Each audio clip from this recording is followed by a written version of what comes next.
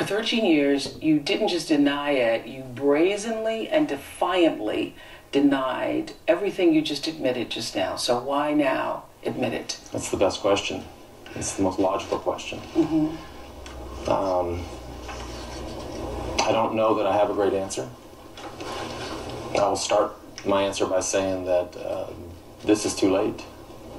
It's too late for probably most people. And that's my fault. Well, it's what everyone's talking about now, the Lance Armstrong interview with Oprah Winfrey last night. We've actually been talking about it for days since we heard that he was going to do this. That's right. Richard Pestes from Pez Cycling News is coming to talk more about this. We've talked about the whole Lance Armstrong saga for months and months now. I know you've been talking about it on your magazine for years as well, but you saw the interview last night? Yeah. What did you think?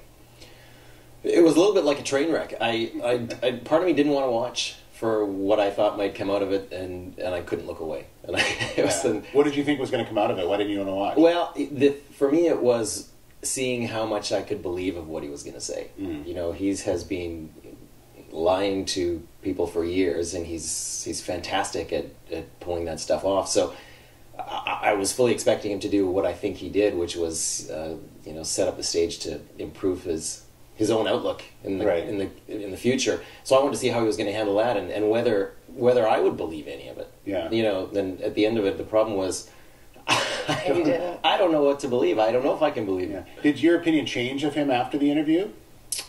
No. What is your opinion of him?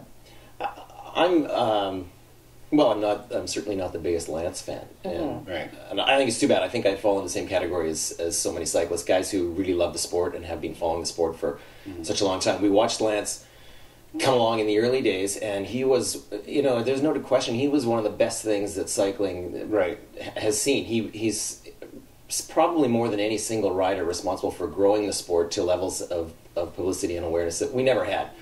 Never had before him. So he put a lot into the sport and really built it up, and now he's just at the stage we are now. He has taken so much away from cycling, and cycling is in a hard spot right now. People are struggling. Sponsors are leaving. Races are not happening now because they can't get money to run them. And all of this stuff can be tied back to all of this stuff that Lance has been involved in. Is it fair for Lance Armstrong to take all of that blame, considering that there were so many other champions that have been nabbed for doping as well? And the fact that, he said last night that, you can't win the Tour de France without doping. So...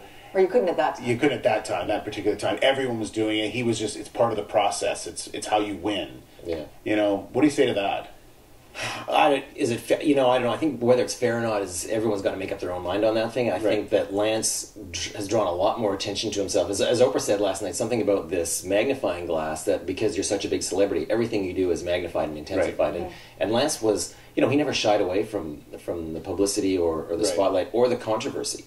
So he brought a lot more stuff onto himself than he needed to. I often wonder how this would have turned out if Lance had been a lot less vocal in his arguing with people and all that, if he'd just been quiet and kind of... And right up until a few weeks ago, he was still being fairly defiant, at least when he would tweet. He would say very arrogant things. Yeah. Just up until a few weeks ago. Just going back to what Steve had mentioned about the whole sport and other people doing it, and allegations that it goes right up to the top of the organization of cycling as an organization of the UCI.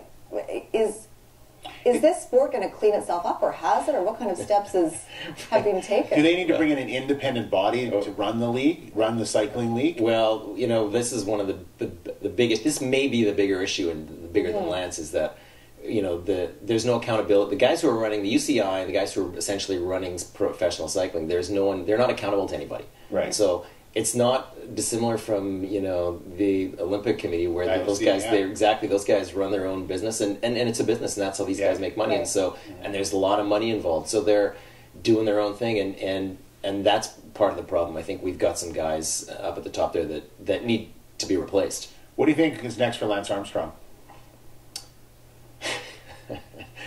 A long, hard road ahead. Yeah. Do you think he disappears for a while and resurfaces somewhere else?